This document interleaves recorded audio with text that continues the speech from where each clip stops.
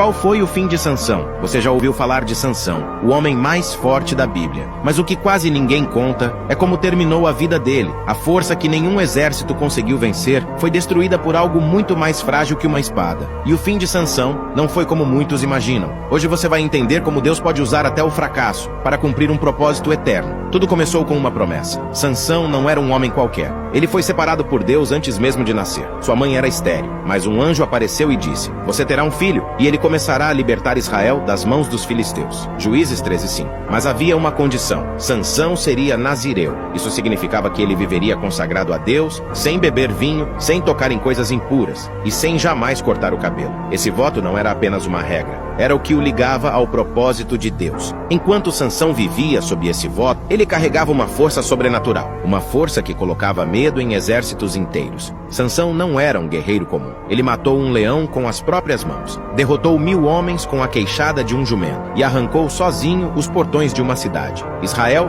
oprimido pelos filisteus, via Sansão como um símbolo de esperança, mas por trás dessa força brutal havia uma fraqueza silenciosa. Sansão era forte nos braços, mas frágil nas emoções, e foi essa fraqueza que começou a afastá-lo do propósito. Ele se envolveu com mulheres filisteias, o povo inimigo, e com isso começou a cruzar limites perigosos. Foi aí que surgiu Dalila, uma mulher que não o amava, mas foi contratada para destruí-lo. Ela o seduziu, insistiu, pressionou, e Sansão cedeu. Ele revelou o segredo: "Jamais passou navalha sobre a minha cabeça, porque sou nazireu, consagrado a Deus desde o ventre." Juízes 16:17. Naquela noite, enquanto ele dormia, Dalila cortou seu cabelo, e quando os filisteus o atacaram, Sansão tentou lutar, mas algo estava diferente. A Bíblia diz: ele não sabia que o Senhor o havia deixado. Juízes 16:20. O homem mais temido de Israel agora estava cego e acorrentado, preso, zombado. Sansão, que um dia foi instrumento de Deus, agora girava uma pedra como escravo. E todos riam dele. Esse é o escolhido de Deus? Cadê a força que ele dizia ter? Parecia que tudo havia acabado, mas com Deus. A história nunca termina onde o homem pensa que terminou. A Bíblia diz que o cabelo de Sansão começou a crescer de novo. Mas não foi só o cabelo, foi o arrependimento. No meio do cativeiro, Sansão clamou. Não por vingança, não por glória. Ele pediu uma última chance para cumprir o propósito. Era dia de festa no templo do deus Dagom.